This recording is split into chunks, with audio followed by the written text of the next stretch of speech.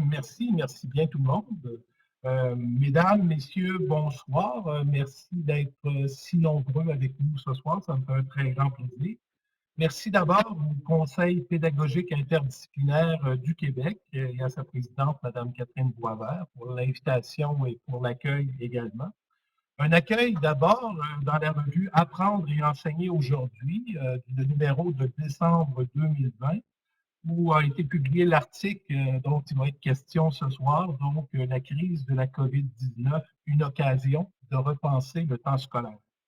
Et un accueil à l'occasion de ce webinaire également, ce qui me permet de mettre en contexte et de partager également avec vous, dans une autre forme, le contenu de l'article. Deux concepts pivots qui vont être mobilisés ici ce soir. Donc, le concept de crise, d'abord, qui se déploie sous l'angle sanitaire et dans une situation de pandémie, celle de la COVID-19. Pandémie, c'est un concept que je vais définir ici un petit peu plus loin dans ma présentation, comme je vais définir le concept de crise également. Donc, parce que comprendre les choses, pour bien les comprendre, il faut savoir les nommer, il faut savoir les définir. Il y a des crises économiques, il y a des crises financières, d'autres crises qui relèvent de la géopolitique. La dimension sanitaire de la crise actuelle est particulièrement préoccupante puisque cette crise touche la santé, voire même qui touche la vie des individus. Puis elle a un impact également, un impact important sur tous les autres aspects de notre vie individuelle et collective, sur le plan économique, sur le plan social également, et sur le plan scolaire, bien sûr, qui est ici ce soir l'espace symbolique qui nous réunit tous et toutes. Le temps scolaire, c'est l'autre concept pivot. C'est le temps qui est dédié aux activités scolaires. Voici donc le plan de la présentation de ce soir. Préalable. Qui dit quoi à qui, par quel canal et dans quel but? C'est le questionnement de la SWEB. On verra pourquoi je l'utilise dans un contexte de communication comme celui de ce soir. Le temps scolaire aussi, qui est un temps social. Troisième point, la crise sanitaire comme élément déclencheur du changement. Quatrième point, comment faire un meilleur usage du temps scolaire. Et puis une période pour les questions et la discussion. Je vais vous parler à peu près une trentaine de minutes, puis nous pourrons ensuite discuter, puis je pourrai répondre à vos questions. Mais des questions et des commentaires que vous pouvez écrire à tout moment dans l'interface de clavardage. Qui dit quoi à qui, par quel canal et dans quel but? Il s'agit d'un questionnement qui s'inspire du modèle de la communication, le modèle de la communication de Harold D. Lasswell, un politologue américain qui est très connu, un des pionniers de l'analyse des politiques également, et qui s'est intéressé de très près à la communication. Il s'est intéressé à la communication dans le contexte de ses recherches sur la propagande. La propagande, pas nécessairement dans un sens péjoratif pour lui, mais plutôt comme un phénomène de communication qui permet au gouvernement de faire adhérer les citoyens et les citoyennes à leur politique, à leurs idées et à leurs programmes. J'ai étudié les écrits de Lasswell, ça fait déjà longtemps, et ce que je retiens de lui, c'est vraiment ce questionnement simple qui constitue en quelque sorte une manière de pratiquer l'autodéfense intellectuelle. Dans notre monde globalisé, dans notre monde branché, où les stratégies d'influence, voire même les stratégies de contrôle, sont très, très puissantes. Peu importe notre degré d'instruction, nos richesses, nos valeurs, nos intérêts, nos convictions, peu importe également notre culture ou le lieu où est-ce qu'on vit notre destin, on n'est pas imperméable à ces stratégies d'influence et ces stratégies de contrôle. D'où la pertinence, justement, de ce questionnement. Puis le questionnement de la Lasswell peut d'ailleurs très bien être appliqué à un site web qu'on consulte, par exemple. On peut être sous l'impression que ce site va nous livrer de l'information factuelle, mais il peut plutôt s'agir simplement de propagande. Par exemple, il y a un site web aux États-Unis sur Martin Luther King qui est très consulté par les jeunes Américains, qui était l'œuvre d'un regroupement d'extrême droite. Rien ne laissait supposer à première vue dans la forme que ça pouvait être le cas, mais dans le contenu, on cherchait véritablement à dénigrer l'homme et son œuvre. Donc, la pertinence de s'interroger à savoir qui dit quoi. Aussi, on est en mesure de constater au quotidien, puis même dans les médias traditionnels québécois, l'opinion tend à occuper une place plus grande que l'information. L'opinion, en fait, c'est un jugement personnel que l'on porte sur un individu, que l'on porte sur un phénomène ou sur un fait. L'information, la vraie information, bien sûr, repose plutôt sur des faits avérés. Elle rencontre donc de faits avérés.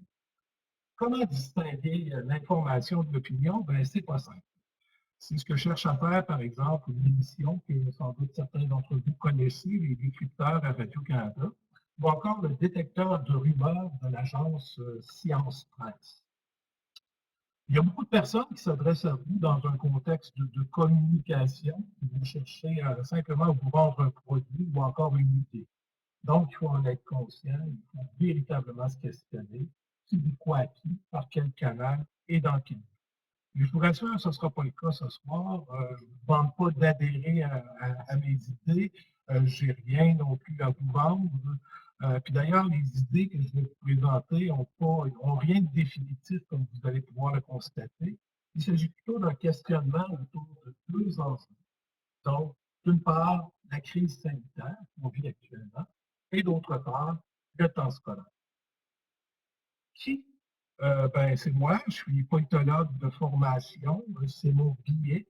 Le billet, je l'écris B-I-A-I-S, donc un billet. Puis c'est aussi ma déformation, en quelque sorte. Quand j'analyse un phénomène de société, c'est sous l'angle politique que je le fais dans. Je suis professeur en administration et politique scolaire à l'Université du Québec à Rimouski, au campus de Lévis. Mon bac puis ma maîtrise, c'est en sciences politiques que je les ai fait. Mon doctorat, c'est en administration et politique scolaire, mon programme de l'Université Laval, un programme que j'ai grandement apprécié, un programme de grande qualité. Je suis directeur aussi du programme de DESS en administration scolaire. C'est un programme de formation de cadres scolaires, et c'est dans ce contexte-là que j'enseigne principalement. La réussite d'un tel programme, c'est obligatoire pour exercer la profession de direction ou direction adjointe d'établissement scolaire. C'est une profession qui est vraiment très en demande actuellement. Je suis professeur depuis 2007, mais j'ai aussi acquis auparavant 25 ans d'expérience comme gestionnaire de l'enseignement supérieur et de la recherche à l'Université Laval, dans le réseau de l'Université du Québec, puis aussi à l'École nationale d'administration publique. Donc, praticien, mais aussi citoyen, car je m'investis de façon bénévole dans plusieurs activités citoyennes, dont beaucoup touchent le phénomène scolaire. J'ai longtemps été membre du Conseil supérieur de l'éducation, ancien président aussi de sa commission de l'enseignement secondaire. J'ai été président du conseil d'établissement scolaire quand les enfants étaient plus jeunes. Je suis actuellement membre du conseil d'administration du centre de services scolaires de la région, qui est le centre de services scolaires de la Côte-du-Sud, puis membre aussi du comité d'agrément des programmes de formation à l'enseignement du ministère de l'Éducation. Je suis aussi père, père de 4 jeunes adultes, grand-père 5 fois, bientôt 6, ce qui conditionne aussi mon point de vue sur les phénomènes d'éducation. Donc, multifacette en quelque sorte. Je suis aussi un chercheur, c'est sans doute à ce titre-là que je m'adresse à vous ce soir, un chercheur qui s'intéresse à l'analyse des politiques de l'éducation, à la gestion puis à la gouvernance scolaire, membre de plusieurs regroupements de recherche, notamment chercheur associé au CETREC, donc le Centre de transfert pour la réussite éducative, et membre aussi du comité de direction du réseau Périscope qui s'intéresse à la réussite scolaire, un réseau qui regroupe quelques 100 chercheurs. Quelques ouvrages que j'ai publiés auprès de l'Université du Québec, la plupart écrits en collaboration avec des collègues. Le gros vendeur, c'est un livre de méthodologie recherche sociale qui en est à sa 7e édition en 2021. Il y a quelques semaines aussi, j'ai publié, encore là avec deux collègues, un livre qui s'appelle La gestion du changement à l'école, petit manuel à l'intention des cadres scolaires. Donc, je m'intéresse particulièrement à l'éducation, mais aussi au personnel de direction des écoles, qui sont vraiment les acteurs qui me préoccupent, qui m'intéressent le plus à ce moment-ci. Je veux par contre ici mettre l'emphase sur deux publications qui sont directement reliées à la communication de ce soir. Donc, en haut à gauche, il y a un recueil de pratiques de direction d'établissement en contexte de crise sanitaire. C'est un recueil dont j'ai fait avec deux collègues qui est accessible gratuitement sur le site du CETREC. Il a déjà été téléchargé plus de 8 fois en quelques jours seulement. Donc, ça tombe à point. On a recueilli des propos de 12 directions d'établissement qui avaient des pratiques qui pourraient sembler exemplaires en contexte de crise sanitaire. Les gens très généreux ont accepté de nous rencontrer en entrevue cet été, justement, pour discuter de ces questions-là. Et aussi un ouvrage sur le temps qui s'appelle La recherche du temps, en bas à gauche, publié en Europe et qui s'est mérité en France le prix du meilleur ouvrage sur le monde du travail, encore là écrit en collaboration avec plusieurs collègues. Euh, Essentiellement, l'ouvrage met en évidence le fait que toute l'histoire de notre rapport au temps est marquée par une progressive accélération du rythme de vie, l'avènement de nouvelles technologies de la communication et le triomphe du capitalisme financier, fondé sur une exigence de rentabilité à court terme, ont entraîné trois nouvelles façons de vivre le temps: l'instantanéité, l'immédiateté et l'urgence. C'est de ça vraiment qui va être question. Je vais vous dire en fait trois choses: que le temps scolaire est aussi un temps social, que la crise de la COVID-19 peut être un déclencheur de changement, une occasion en fait de repenser collectivement nos pratiques, et ainsi le temps scolaire peut être réaménagé afin d'en faire un meilleur usage. À qui? Ben, c'est à vous, les personnes intéressées aux enjeux de l'éducation, je dirais des acteurs du centre ou de la périphérie du système scolaire. Et par quel canal? Ben, c'est le mode virtuel actuellement qu'on utilise. J'en suis à ma première utilisation de cette plateforme VIA. Je trouve qu'elle est très conviviale. Les autres font pratiquement partie de mon quotidien maintenant. J'utilise Zoom, j'utilise Teams, principalement sur une base quotidienne dans mon travail, mais aussi au-delà. Cette année, le dépouillement familial d'arbre de Noël, on s'est fait via ma salle Zoom. Mais c'est la première fois que j'utilise VIA.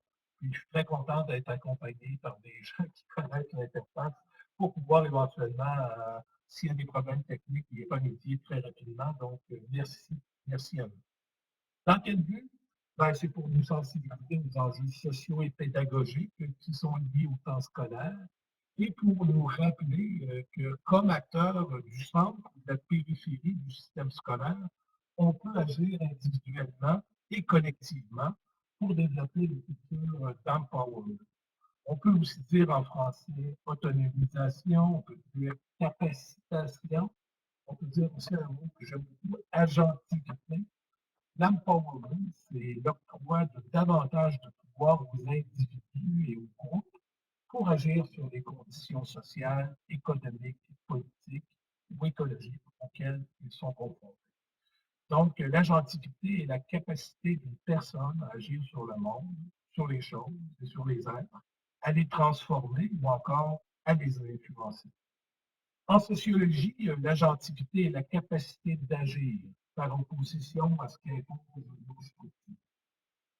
Bref, on pourrait le résumer par des mots bien simples: je peux, je veux, et c'est possible.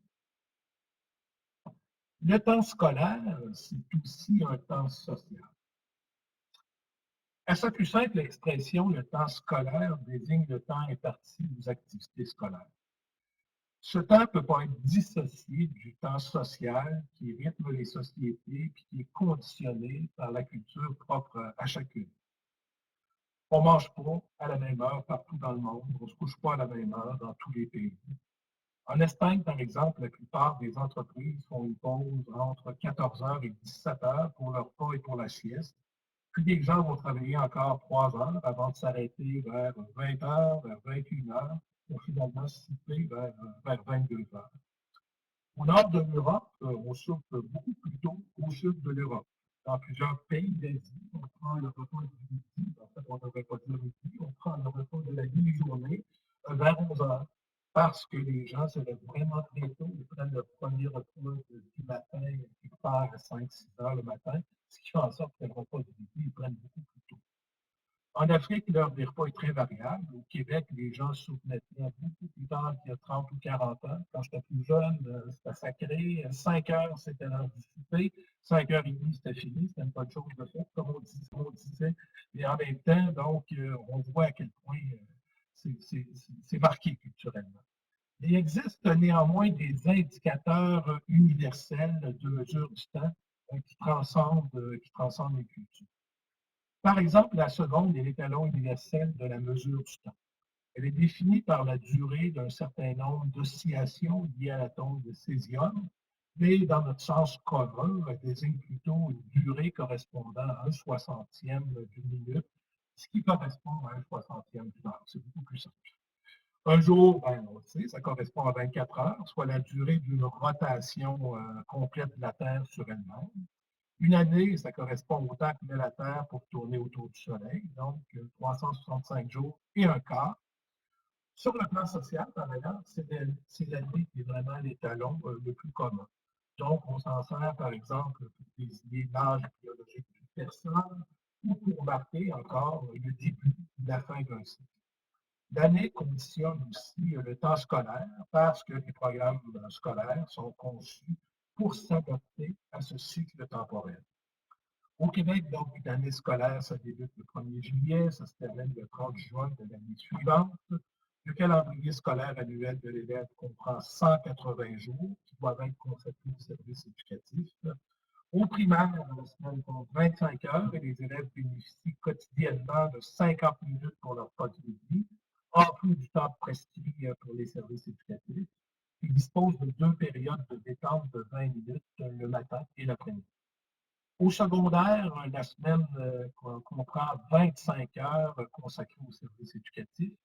L'élève dispose de 50 minutes pour leur repas et de 5 minutes entre chaque période d'enseignement. Le temps scolaire aussi, c'est le temps consacré aux activités scolaires à l'extérieur de l'école. Donc, le soir, devoir, exercice, défi. La définition usuelle du temps scolaire. Sur le plan scientifique, le temps scolaire peut être apprécié de deux façons. Il recouvre principalement deux notions. Il y a d'abord la notion des variations périodiques qui sont propres à l'enfant, à l'adolescent ou encore à l'adulte en situation d'apprentissage. Elles sont étudiées de manière expérimentale grâce à ce qu'on appelle la chronopsychobiologie. Chrono, en fait, c'est le temps. Psycho, c'est ce qui a trait à la pensée, c'est ce qui a trait à l'esprit. Et biologie, dans ce contexte-là particulier, ça a rapport à notre corps. Donc, chronopsychobiologie. Les gens mènent des recherches sur ce qui est souhaitable de faire sur le plan de l'apprentissage. Donc, c'est vraiment ça leur objectif, des recherches sur ce qui serait souhaitable de faire par rapport au temps scolaire sur le plan de l'apprentissage.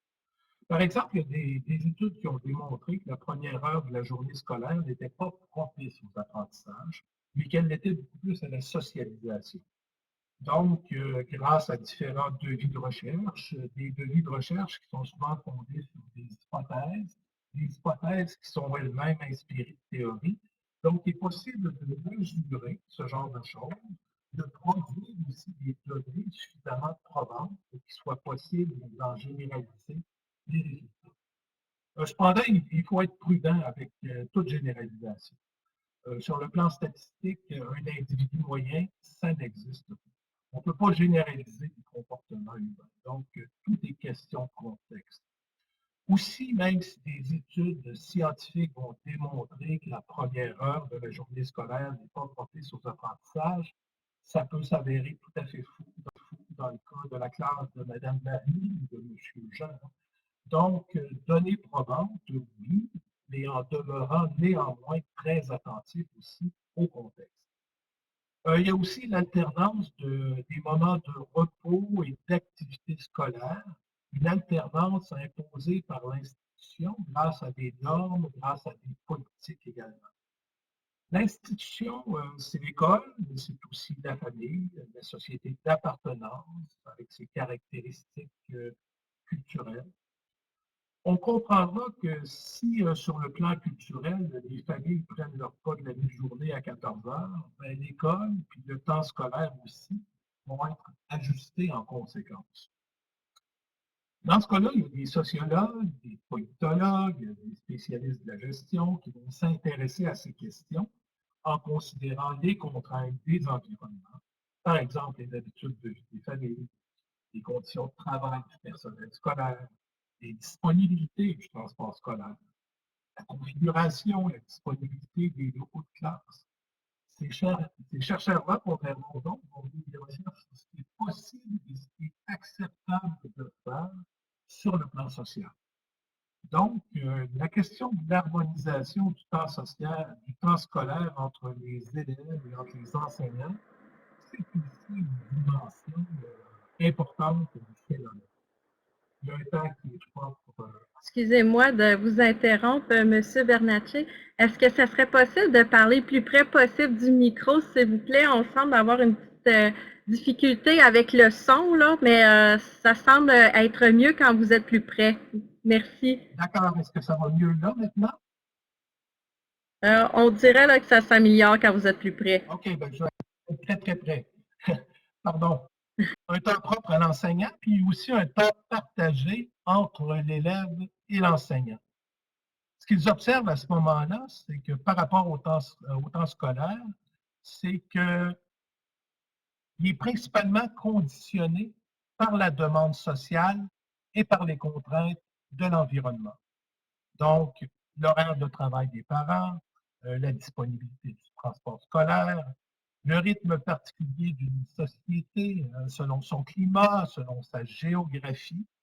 Mais ce qu'on remarque également, c'est que le temps scolaire au Québec considère assez peu les conditions optimales qui sont propices à l'apprentissage efficace. Donc, les variations périodiques, physiques et psychologiques propices à l'élève en situation d'apprentissage, qui sont notamment étudiées de façon clinique grâce à la chronopsychobiologie. À l'école comme en société, ici, on vit un phénomène qui est celui de l'accélération sociale. L'accélération sociale s'explique notamment par la théorie de la modernité tardive du philosophe Hartmut Rosa, qui propose 3 catégories pour en rendre compte. Il y a d'abord l'accélération technique. C'est l'accélération des processus qui sont orientés vers un but. Production, transport, communication. Le temps est perçu comme un élément de compression de l'espace.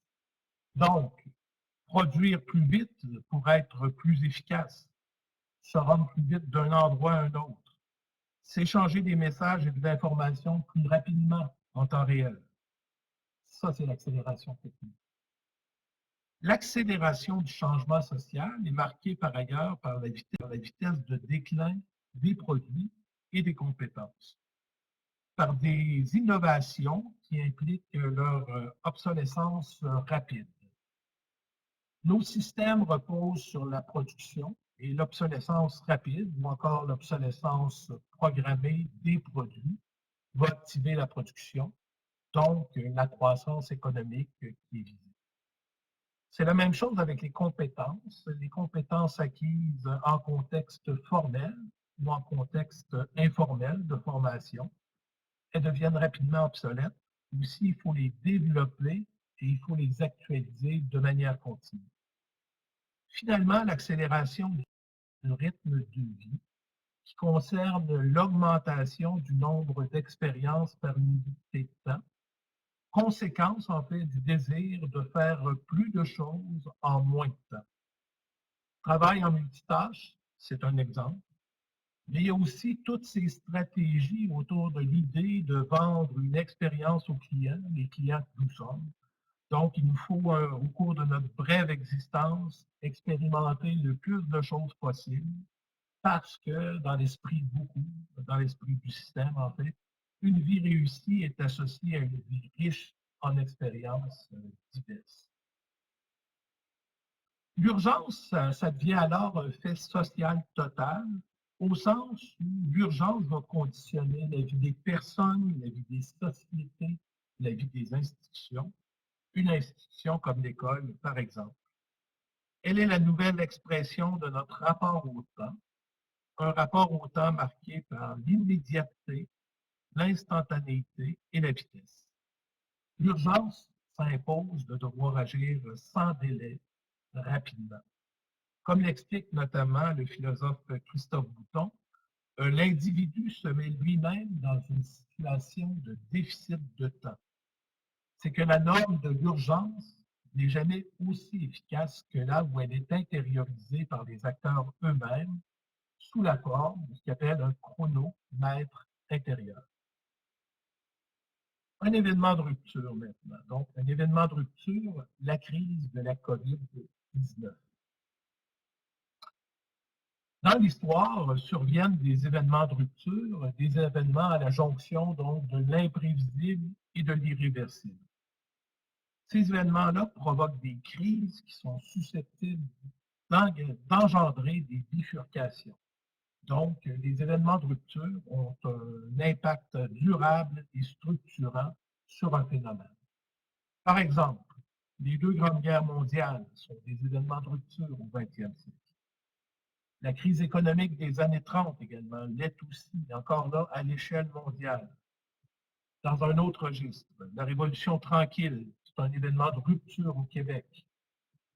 Et d'ailleurs, toutes les vraies révolutions sont, du moins en théorie, donc sont des événements de rupture qui vont engendrer des bifurcations, c'est-à-dire qu'à partir de ce moment, l'histoire, puis on parle d'une histoire avec un grand ou avec un petit H, les petites histoires personnelles, mais également la grande histoire, vont emprunter une autre voie que celle qui lui était suggérée jusque-là. On le voit notamment sur cette ligne du temps de l'année scolaire 2019-2020, une ligne du temps qui a été tracée par le Centre de service scolaire des Patriotes. Le tracé normal suggéré, donc l'apprentissage à l'école, aurait été rose, mais un événement de rupture, la crise de la COVID-19, va occasionner d'autres scénarios contrastés, des scénarios qu'on continue à vivre même à l'hiver 2021. Plusieurs scénarios. Le concept de crise est associé à 4 phases qui commandent des stratégies de gestion différenciées. L'incubation, d'abord, c'est le moment où apparaissent les premiers symptômes de la crise. Le déclenchement, c'est le moment où la crise commence à se déployer. Donc, si on parle de la COVID-19, incubation quelque part janvier, février, déclenchement à la mi-mars, c'est le moment où la crise commence à se déployer. Lors de la phase aiguë, c'est le moment où elle atteint son fameux pic. Et puis, le redressement va évoquer la période plus ou moins longue de sortie de crise qui vont marquer sa fin en quelque sorte.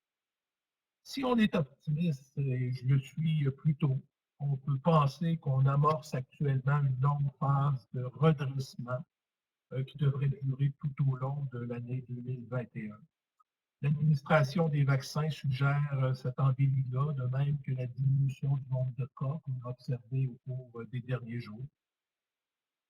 En chinois, le mot crise est évoqué par 2 idéogrammes. Donc, le mot crise s'écrit ainsi, mais en même temps, c'est 2 idéogrammes qui sont reliés. Danger et opportunité à la fois. En effet, donc, comme l'affirme le sociologue Edgar Morin, qui aura 100 ans cette année, toujours très actif, je le suis activement sur Twitter aussi. Donc, selon lui, les crises aggravent les incertitudes, favorisent les interrogations.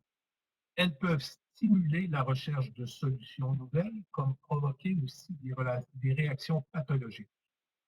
Cette semaine encore, il disait en entrevue, et c'est lui qui parle, « Je vis une nouvelle crise énorme, mais qui a toutes les caractéristiques de la crise. C'est-à-dire que d'un côté, elle suscite l'imagination créative, elle suscite des peurs et des régressions mentales. La crise nous rend plus fous et plus sages. Une chose et une autre. La plupart des gens perdent la tête et d'autres deviennent plus lucides. La crise favorise les forces les plus contraires. Je souhaite que ce soit les forces créatives, les forces lucides et celles qui recherchent un nouveau chemin qui s'imposent, même si elles sont encore très dispersées et faibles. Nous pouvons nous indigner à juste titre, mais nous ne devons pas nous enfermer dans l'indignation. C'est le philosophe et sociologue Edgar Morin, 100 ans, qui parle.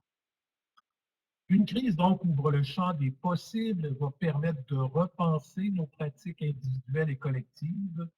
Puis, au nombre des réactions pathologiques de la crise de la COVID-19 figure notamment, puis on s'en aperçoit, la prolifération des thèses complotistes, la difficulté de plus en plus de discriminer le vrai du faux. Sur le plan scolaire, cela montre toute la pertinence, en fait, d'une éducation politique combinée à l'éducation à la citoyenneté et à l'éducation à la démocratie, qui sont déjà en place dans plusieurs établissements scolaires. Mais ça démontre véritablement l'importance, la pertinence d'une telle formation à ce moment-ci, dans un moment de crise. On va définir aussi ce qu'est une pandémie. Une pandémie, c'est la propagation d'une maladie qui provoque des infections graves, qui provoque la mort, au sein d'une importante proportion de la population dans plusieurs pays. Les pandémies sont des événements mondiaux causés par des bactéries ou des virus qui sont hautement contagieux pour les populations humaines. 4 niveaux sont observés, 4 niveaux de maladie, sporadique alors que la maladie n'apparaît qu'occasionnellement, endémique, là, il y a prévalence de la maladie dans une région. Épidémique, on constate une augmentation soudaine du nombre de cas. Et puis pandémique, l'épidémie se propage à d'autres pays, à d'autres continents, ce qu'on a vécu en fait avec la COVID en mars 2020. Cela dit, il y a eu plusieurs autres pandémies à travers l'histoire. L'infographie que je trouvais intéressante ici, qui a été publiée dans le Courrier international, qui est un excellent journal, hein, je vous le conseille grandement, qui couvre véritablement l'ensemble des pays, qui rapporte une nouvelle très de partout, mais en fait une nouvelle très pertinente, très bien analysée. Donc, une infographie publiée dans le Courrier international qui permet d'apprécier l'importance relative de celle qu'on vit actuellement. Déjà aujourd'hui, donc j'ai consulté ces chiffres-là il y a quelques heures à peine. Aujourd'hui, 2,17 millions de morts déjà associés à la COVID, 9630 décès au Québec. C'est plus important que la grippe de Hong Kong de 1968 et que la grippe asiatique de 1957, toutes les deux combinées. Mais c'est moins important que la grippe espagnole de 1918-1919, là avec autour entre 40 et 50 millions de morts. La grippe espagnole, par contre, n'est pas née en Espagne, hein, elle est née aux États-Unis. On l'a dit espagnol parce que l'Espagne n'était pas impliquée dans la Première Guerre mondiale et qu'elle était le seul pays à publier librement les informations relatives à cette pandémie. Il y avait en fait une liberté de presse à ce moment-là, 1918-1919. Et comme les nouvelles venaient de l'Espagne, ben, on a tout de suite associé ça à une grippe espagnole, alors qu'elle est bien née, c'est documenté, elle est bien née aux États-Unis. Puis avec la mobilité des soldats, aussi des soldats américains vers l'Europe, et la mobilité au retour, ça a fait en sorte que ça s'est diffusé véritablement dans des proportions endémiques. Autre infographie intéressante, celle-là produite par le Collège d'Onsic et qui reprend la pyramide de Maslow pour illustrer les effets de la pandémie de COVID-19 sur la réussite scolaire. Donc, au chapitre des besoins physiologiques, on peut observer des problèmes d'insomnie ou d'hypersomnie chez les étudiants, donc soit pas assez ou trop dormir.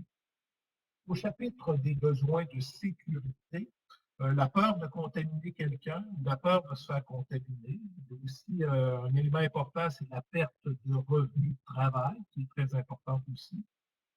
Au chapitre des besoins d'appartenance, l'isolement vécu dans le contexte du confinement a été renforcé sans doute avec le couvre-feu, donc une forme d'isolement qui est vécu de façon importante et de façon plus grave par certaines personnes qui le supportent moins. Au chapitre des besoins d'estime, il y a le sentiment d'être invisible qui est partagé par plusieurs. Puis au chapitre des besoins d'accomplissement, il y a là plusieurs défis qui sont liés aux nouvelles méthodes de formation à distance ou encore à l'annulation de nombreux événements, notamment des événements symboliques comme des cérémonies de fin d'études qui s'inscrivent dans une forme de rituel, un rituel qui est important vraiment pour les personnes. Comment faire un meilleur usage du temps scolaire? Ce que la recherche tend à confirmer, mais en mettant tout ça en contexte, comme je l'ai dit plus tôt, hein, il n'y a pas de vérité universelle. Ce que la recherche tend à confirmer, c'est que la première heure de la journée scolaire, donc entre 8 heures et 9 heures, n'est pas nécessairement propice aux apprentissages, mais qu'elle est à une forme de remise en route ou encore une forme de socialisation. Après le repas du midi, une phase intellectuelle moins active qui est liée à la digestion ne se prête pas à la mobilisation de l'attention et des ressources intellectuelles. Après 16 heures, le moment est surtout propice aux activités physiques et aux activités sportives. Dernier mois de l'hiver, vous en conviendrez, c'est une période qui est vécue difficilement par les élèves, qui est vécue difficilement aussi par le personnel scolaire. Aménager la semaine d'école sur 5 jours est vraiment une option préférable aux autres cas de figure afin d'éviter la désynchronisation. Il y a des pays qui ont essayé d'autres modèles, mais c'est celui vraiment qui se démarque, c'est celui auquel on adhère à ce moment-ci.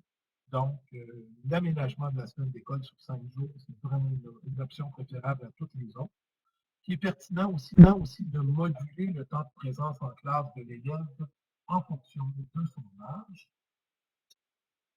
Évoluer vers un calendrier scolaire de 8 semaines de classe suivi de 2 semaines de congé, c'est une stratégie qui pourrait s'avérer très porteuse sur le plan de l'efficacité de l'apprentissage.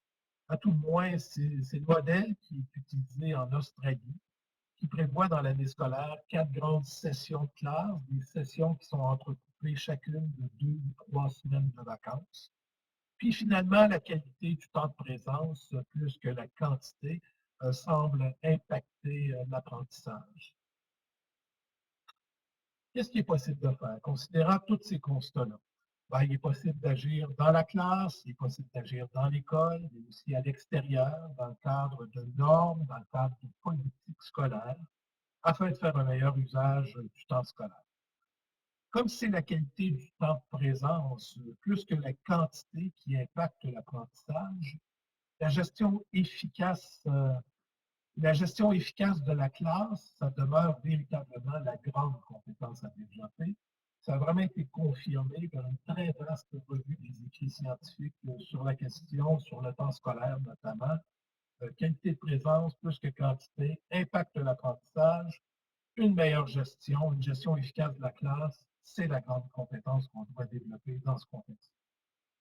Il ne semble pas pertinent d'augmenter le temps de classe. Donc, 25 heures par semaine, 180 jours de classe. La moyenne des pays de l'OCDE, c'est 185 jours. Ce qui a été démontré notamment via les enquêtes PISA et via d'autres études aussi, c'est que sur le plan de la performance des systèmes, il ne semble pas y avoir d'impact significatif au fait de moduler à la hausse ou à la baisse ce nombre de jours. Mais en autant qu'on demeure dans cette moyenne-là, il ne s'agit pas de passer de 180 à 90, là, mais quand on est autour de 180, 185, c'est tout bon. La promotion de l'éducation lente aussi serait une option à envisager. Donc, l'apprentissage, c'est quelque chose qui se fait graduellement. Hein? Donc, l'éducation lente vise à encourager une éducation qui est plus individualisée, qui tient mieux compte des rythmes, qui tient mieux compte des aptitudes de chaque élève. La semaine de relâche, ça ne permet pas d'améliorer la performance scolaire, mais elle est socialement appréciée, elle est socialement pertinente. On a eu à en discuter beaucoup dans l'espace public au cours des derniers jours. J'ai l'impression que la semaine de relâche va être conservée d'une manière ou d'une autre, peu importe notre performance vis-à-vis de la COVID ou quoi que ce soit, parce qu'elle est socialement appréciée, parce qu'elle est pertinente, parce que c'est un besoin à ce moment-ci. Les gens ont beaucoup de pression, les enseignants, les élèves également. Donc, le fait qu'ils puissent décanter pendant une semaine, c'est tout à fait pertinent, même dans un contexte de crise. La formation à distance est une option adaptée à une situation de crise, mais elle ne devrait pas se déployer tout à fait. Il serait aussi possible d'utiliser les grandes vacances d'été. Ça, c'est un projet que j'ai. C'est quelque chose que je souhaiterais voir se réaliser quand même assez rapidement, dans un horizon de 4-5 ans. Il serait possible d'utiliser les grandes vacances d'été pour offrir aux élèves intéressés des activités éducatives individuelles ou de groupe, organisées autour de thèmes intégrateurs, des activités qui seraient adaptées à l'âge et au niveau scolaire des élèves, principalement réalisés à l'extérieur et qui commanderaient notamment une activité physique. Donc, un terme intégrateur, explorer notre environnement, explorer l'espace urbain, des trucs qu'on peut faire dans la nature également très, très nombreux. Donc, que ce soit organisé également, que ce soit offert de façon optionnelle aux élèves. Puis graduellement, on pourrait intégrer le fait que les grandes vacances d'été, on peut faire de très nombreux apprentissages, même des apprentissages scolaires à l'intérieur de cette période-là. Bref, la crise de la COVID-19 peut être un élément déclencheur de changement, une occasion de repenser le temps scolaire pour en faire un meilleur usage. Il serait possible, dans ce cas-là, de mieux se familiariser avec les rythmes scolaires qui favorisent l'apprentissage et d'identifier dans l'environnement les contraintes qui empêchent d'adopter des rythmes jugés efficaces et de trouver des solutions spécifiques, justement, à ces contraintes. Voilà, merci beaucoup. À vous la parole. La parole gérée notamment par Mme Boisvert. Merci beaucoup.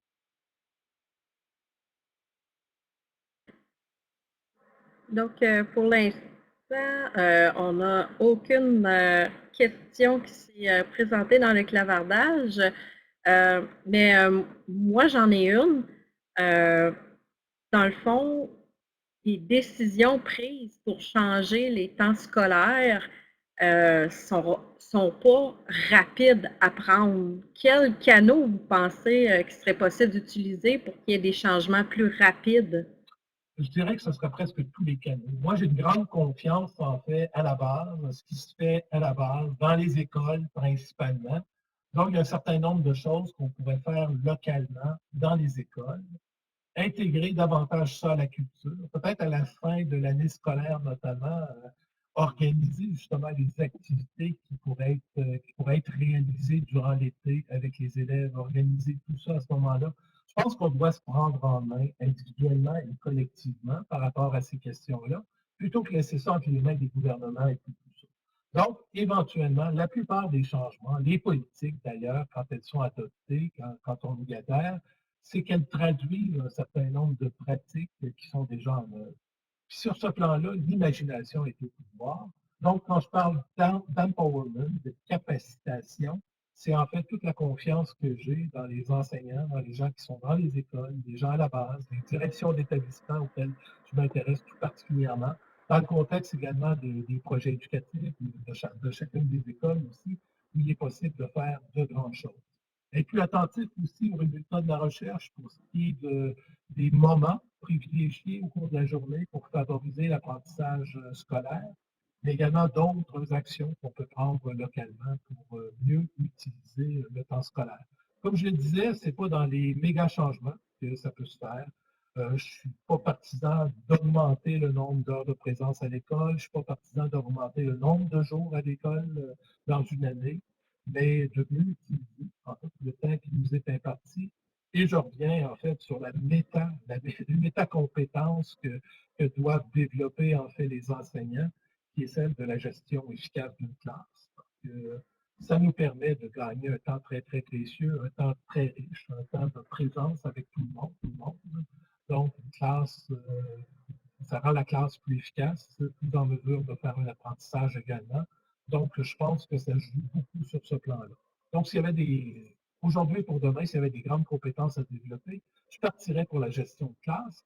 Dans un deuxième temps, je dirais l'imagination est au pouvoir. Préoccupez-vous de maximiser en fait le temps scolaire pour favoriser l'apprentissage des jeunes.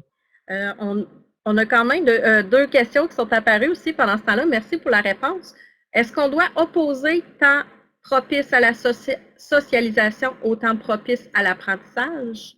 Je ne pense pas qu'on doive les opposer. Au contraire, je pense que effectivement, je pense que les deux pourraient tout à fait se conjuguer de belle façon. Ce que ça voulait dire, en fait, que les premières heures de la journée sont plus favorables à ce moment-là à des activités de socialisation. C'est qu'on peut faire orienter les activités d'abord vers le phénomène de socialisation, puis ça permet de faire certains apprentissages. On le voit notamment avec la maternelle, avec les causeries qui sont faites dès la première heure, dès les premières minutes de classe. Ça permet véritablement d'interagir, de créer un climat qui pour la suite va être très, très propice à l'apprentissage. Mais loin de moi l'idée vraiment d'opposer apprentissage et socialisation. Je suis même membre d'un groupe de recherche qui s'appelle Apprentissage et socialisation. C'est amusant, c'est le groupe APSO, Apprentissage et socialisation. Donc, ce sont deux aspects qui me semblent intimement complémentaires. Une dernière question qui est apparue, je crois que c'est en Australie que vous avez parlé qu'il y avait 8 semaines de classe suivies de 2 semaines ou 3 semaines là, de relâche. Est-ce qu'ils ont des journées pédagogiques au travers de ça? Très certainement. Moi, je te dis, je ne vais pas vérifier, là, mais j'ai l'impression que oui, effectivement, qu'il y a des journées pédagogiques à ce moment-là, tout à fait. Donc, le temps de relâche, c'est également un temps de relâche pour les enseignants. À ce moment-là, il n'y a pas de grandes vacances scolaires. Donc, les grandes vacances scolaires sont en quelque sorte entrecoupées, puis elles sont prises durant toute l'année. Les grandes vacances scolaires, on pourrait s'interroger là-dessus aussi. Il y a plusieurs personnes qui pourraient témoigner qu'un certain nombre d'élèves qui s'ennuient, de jeunes qui s'ennuient durant l'été, c'est du temps qu'on pourrait mettre à profit. Bien sûr, on ne fera pas ça du jour au lendemain. Culturellement, c'est marqué. On a des grandes vacances, ça n'a pas toujours été comme ça, mais c'est comme ça maintenant depuis un certain temps. Les gens apprécient également les grandes vacances d'été. Je ne dis pas qu'il faut vraiment exclure tout ça, mais graduellement, mieux utiliser justement ce temps de grandes vacances pour faire en sorte d'emblée que les apprentissages qu'ils ont fait durant l'année ne soient pas perdus, mais également profiter d'un certain nombre de temps, de moments libres pour être en mesure à ce moment-là de faire des activités qui puissent être propices à l'apprentissage scolaire et même à l'apprentissage de façon plus large, l'apprentissage de la vie en quelque sorte. Mais en même temps, véritablement, autour de nous, il y a énormément de ressources, ne serait-ce que faire le tour de son pâté de maison, s'intéresser à l'architecture, s'intéresser aux gens, observer. Donc, il y a tout plein d'apprentissages qui peuvent être faits dans des contextes comme ceux-là. Un rapport plus étroit à la Terre également. Donc, c'est propice, c'est des choses qui sont propices à faire durant l'été. Merci pour ces pistes de réflexion. Une dernière question. Quelqu'un aimerait avoir une précision sur ou définir ce qu'est l'éducation lente pour vous? À mon tour, je pourrais en faire une grande démonstration. C'est véritablement quelque chose qui est plus individualisé. J'ai fait des choses là-dessus. J'invite peut-être la personne à m'écrire un courriel, puis je vais lui envoyer des choses là-dessus qui me semblent particulièrement intéressantes. Parce que résumer tout ça en 30 secondes, je dirais que c'est une éducation qui est adaptée au rythme de l'apprentissage de chacun des élèves. Puis faire en sorte également de prendre conscience qu'un apprentissage qui se fait sur un temps plus long risque d'être plus propice, de demeurer beaucoup plus longtemps, je crois. Donc, d'être mieux intégré, en fait, par les personnes. Donc, c'est une question d'ajustement. On est très, très pressé. Hein? Donc, le modèle scolaire est calqué sur l'année scolaire où on doit réaliser des choses à chacune des étapes qui ne respectent pas nécessairement le rythme de chacune des personnes. Encore là, c'est une grande révolution en quelque sorte, mais on peut adapter à l'intérieur des structures qu'on met en place, on peut quand même adapter un certain nombre de principes à cette grande stratégie-là qui est celle de l'éducation langue. Je dirais puis c'est un conseil que je donne aussi à mes étudiants de maîtrise, à mes étudiants de doctorat. L'idée, c'est pas de réaliser ton parcours en 3 ans, 4 ans, absolument. Donc, l'idée, c'est véritablement d'explorer un certain nombre de choses en début de parcours, de se faire une idée, de faire des apprentissages à l'intérieur de tout ça. Bien sûr, un projet de formation réussi, c'est un projet qui est terminé, mais en même temps, si on veut en profiter pleinement, il faut prendre tous les moments qui s'offrent à nous pour bien intégrer la matière. Lire vite, ne saisir rien, prendre le temps véritablement de lire lentement, de réfléchir au concept, d'aller voir à gauche et à droite, de regarder des définitions dans les dictionnaires, ça va nous permettre de beaucoup mieux intégrer le contenu. En quelques mots, je résumerai ça comme ça, donc l'éducation là. Bien, je vous remercie. Ça a l'air d'intéresser plus de personnes. Donc, je vous suggère probablement là, sur le site, on pourrait déposer des liens qui pourraient renseigner les gens sur l'éducation langue. Et puis, je tiens à vous remercier ce soir pour votre présence et pour toute cette réflexion que vous nous apportez. Je remercie aussi tout le monde qui ont été présents. Donc, vous pourrez accéder aux informations, à la vidéo, au PowerPoint qui a été présenté, mais aussi peut-être à de l'information complémentaire sur le site du CPQ. Encore une dernière fois, merci beaucoup, M. Bernatchez, pour votre... complément d'information. Les gens intéressés n'ont qu'à m'écrire. Puis j'ai un CV électronique avec la plupart de mes publications qui sont disponibles en libre accès via les différents liens. Donc, c'est des choses qui me fait très grand plaisir de partager avec vous. Donc, très grand merci tout le monde. à vous. Puis à tous nos participants de ce soir, merci beaucoup. C'est d'une grande générosité. Merci. Donc, merci tout le monde. Bonsoir. Bonsoir.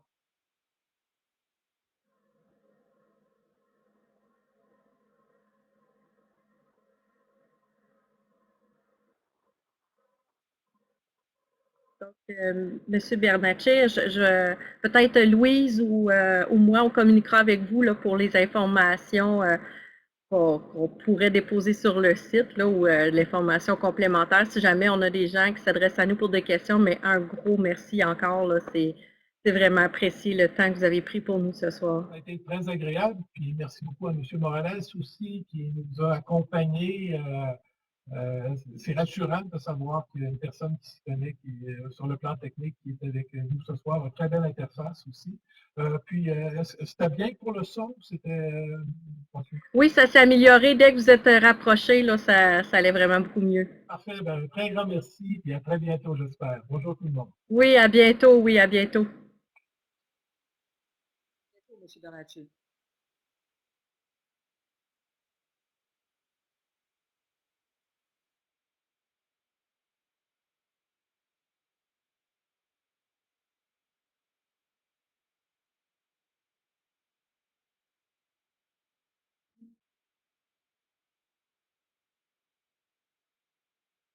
Donc, c'est bien, on peut, il ne reste plus de participants, on peut se déconnecter et la vidéo, l'enregistrement se termine sur ceci.